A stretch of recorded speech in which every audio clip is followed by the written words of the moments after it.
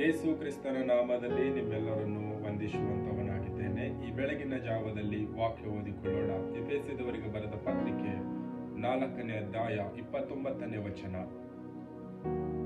ನಿಮ್ಮ ಬಾಯಿಯೊಳಗಿಂದ ಯಾವ ಕೆಟ್ಟ ಮಾತು ಹೊರಡಬಾರದು, ಭಕ್ತಿಯನ್ನು ವೃದ್ಧಿ ಮಾಡುವಂತ ಕಾಲೋಚಿತವಾದ ಮಾತು ಇದ್ದರೆ ಕೇಳುವವ ಹಿತಕ್ಕಾಗಿ ಅದನ್ನು ಆಡಿರಿ.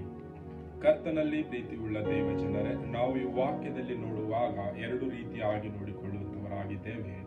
ಭಕ್ತಿಗೆ ವೃದ್ಧಿ ಆಗುವಂತ ಮಾತುಗಳು, ನಮ್ಮ ಬಾಯಿಂದ ಕೆಟ್ಟ ಮಾತುಗಳು ಹೊರಡಬಾರದೆಂಬುದಾಗಿ. ಈ ಒಂದು ದಿನದಲ್ಲಿ ನಾವು ಈ ಲೋಕದಲ್ಲಿ ಜೀವಿಸುವಾಗ ನಮ್ಮ ಬಾಯಿಂದ ಕೆಟ್ಟ ಮಾತುಗಳು ಹೊರಡುವಾಗ ಅನೇಕ ತೊಂದರೆಗಳು ಮಾಡುವಂತದಾಗಿದೆ. ನಮ್ಮ ಕೆಟ್ಟ ಮಾತುಗಳಿಂದ ಅನೇಕರ ಮನಸ್ಸನ್ನು ನೋವಿಸುವಂತದಾಗಿದೆ. ನಮ್ಮ ಕೆಟ್ಟ ಮಾತುಗಳಿಂದ ಅನೇಕರ ಕುಟುಂಬಗಳು ಒಡೆದು ಹೋಗುವಂತದಾಗಿದೆ. ನಮ್ಮ ಕೆಟ್ಟ ಮಾತುಗಳಿಂದ ಅನೇಕರಿಗೆ ನಾಶನದಲ್ಲಿ ನಡೆಸುವಂತದಾಗಿದೆ. ಈ ಒಂದು ದಿನದಲ್ಲಿ ನಾವು ಯಾವ ರೀತಿಯಾಗಿ ಮಾತನಾಡುತ್ತೇವೆ, ನಮ್ಮ ಬಾಯಿಂದ ಯಾವ ಮಾತುಗಳು ಹೊರಡುತ್ತಾ ಇದ್ದಾವೆ, ನಮ್ಮನ್ನೇ ನಾವು ಪರೀಕ್ಷೆ ಮಾಡಿ ನೋಡಿಕೊಳ್ಳೋಣ. ಯಾಕೆ ನಮ್ಮ ಬಾಯಿಂದ ಒಳ್ಳೆ ಮಾತುಗಳು ಮತ್ತು ಭಕ್ತಿ ವೃದ್ಧಿ ಮಾಡುವಂತ ಮಾತುಗಳು ಹೊರಡಬೇಕೆಂಬುದಾಗಿ ನೋಡುವಾಗ, ದೇವರು ನಮ್ಮ ಹೃದಯದಿಂದ ಜೀವಕರವಾದ ಮಾತುಗಳು ಹೊರಡುವಂತೆ ನಮ್ಮನ್ನು ಈ ಲೋಕದಲ್ಲಿ ಇಟ್ಟಿದ್ದಾನೆ. ನಾವು ಯಾವ ಮಾತುಗಳನ್ನು ಹೊರಡುತ್ತಾ ಇದ್ದೇವೆ ನಮ್ಮ ಬಾಯಿಂದ ಎಂಬುದನ್ನು ನಮ್ಮನ್ನೇ ನಾವು ಪರೀಕ್ಷೆ ಮಾಡಿ ನೋಡಿಕೊಳ್ಳೋಣ. ಕೆಟ್ಟ ಮಾತುಗಳನ್ನು ಆಡುವಾಗ ಅನೇಕರು ನಮ್ಮನ್ನು ದೂಷಿಸುವಂತವರಾಗಿದ್ದಾರೆ, ಶಾಪ ಹಾಕುವಂತವರಾಗಿದ್ದಾರೆ, ನಮ್ಮನ್ನು ನೋಡಿ ಓರೆ ಆಗಿ ಹೋಗುವಂತವರಾಗಿದ್ದಾರೆ.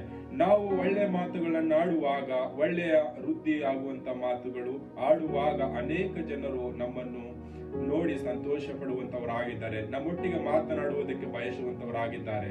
ನಾವು ಒಳ್ಳೆ ಮಾತುಗಳನ್ನು ಆಡುವಾಗ ಅನೇಕರಿಗೆ ನಾವು ಅವರಿಗೆ ಸಮಾಧಾನ ಹೇಳಬಹುದು, ಅನೇಕರಿಗೆ ನಾವು ಅವರಿಗೆ ಒಂದು ಒಳ್ಳೆಯ ಮಾರ್ಗದರ್ಶನವನ್ನು ನಮ್ಮ ಶಾಂತವಾದ ಮಾತಿನಿಂದ ಹೇಳಿ ಅವರನ್ನು ನಡೆಸಬಹುದು. ಈ ಒಂದು ದಿನದಲ್ಲಿ ನಾವು ಒಳ್ಳೆತನದಿಂದ ನಡೆದುಕೊಳ್ಳುವಾಗ ಅನೇಕ ಜನರು ನಮ್ಮೊಟ್ಟಿಗೆ ಸೇರಿ ಸಂತೋಷ ಪಡುತ್ತಾರೆ, ನಮ್ಮೊಟ್ಟಿಗೆ ಸೇರಿ ಅನ್ಯೋನ್ಯತೆ, ಪ್ರೀತಿ, ಐಕ್ಯತೆಯಲ್ಲಿ ಇರುವಂತವರಾಗಿದ್ದಾರೆ. ನಾವು ಈ ಒಂದು ದಿನದಲ್ಲಿ ಒಂದು ಉದಾಹರಣೆ ನೋಡಿಕೊಳ್ಳೋಣ. ಒಂದು ಬಾವಿ ಇದೆ ಎಂಬುದಾಗಿ ನೋಡುವಾಗ ಬಾವಿಯಲ್ಲಿ ಸಿಹಿಯಾದ ನೀರು ಬರುತ್ತದೆ.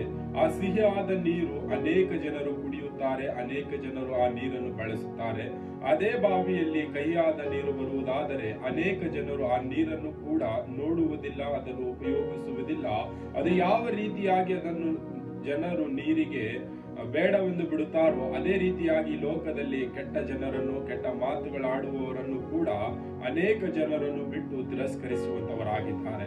ಒಳ್ಳೆಯ ಬಾವಿಯಲ್ಲಿ ನೀರು ಬರ್ತಕ್ಕಂತ ಸಿಹಿಯಾದ ನೀರನ್ನು ನೋಡುವಾಗ, ನಾವು ಒಳ್ಳೆ ಮಾತುಗಳಾಡುವಾಗ, ಭಕ್ತಿಗೆ ವೃದ್ಧಿಯಾದಂತ ಮಾತುಗಳನ್ನು ಆಡುವಾಗ ಅನೇಕ ಜನರನ್ನು ನಮ್ಮನ್ನು ಉಪಯೋಗ ಮಾಡಿಕೊಳ್ಳುತ್ತಾರೆ, ನಮ್ಮಿಂದ ಸಹಾಯ ಕೇಳಿಕೊಳ್ಳುತ್ತಾರೆ. ನಾವು ಕೂಡ ಅವರಿಗೆ ಸಹಾಯ ಮಾಡಬಹುದು. ನಮ್ಮ ಒಳ್ಳೆ ಕಾರ್ಯಗಳಿಂದ ಅವರಿಗೆ ಅನೇಕ ನಾವು ರೀತಿಯಲ್ಲಿ ನಡೆಸಬಹುದು. ಈ ಒಂದು ದಿನದಲ್ಲಿ ನಮ್ಮನ್ನೇ ನಾವು ಪರೀಕ್ಷೆ ಮಾಡಿ ನೋಡಿಕೊಳ್ಳೋಣ. ನಾವು ಒಳ್ಳೆಯ ಮಾತುಗಳಾಡುತ್ತಾ ಇದ್ದೇವಾ, ಕೆಟ್ಟ ಮಾತುಗಳಾಡುತ್ತಾ ಇದ್ದೇವಾ? ನಮ್ಮ ಬಾಯಿಂದ ಹೊರಡುವಂತ ಪ್ರತಿಯೊಂದು ಮಾತುಗಳು ಭಕ್ತಿ ವೃದ್ಧಿ ಆಗುವಂತದಾಗಿದೆನಾ? ಅನೇಕರಿಗೆ ಆಶ್ರಯವಾಗಿದೆನಾ? ನಾವು ಆಡ್ತಕ್ಕಂಥ ಮಾತು ಮಾರ್ಗದರ್ಶನವಾಗಿದೆನಾ?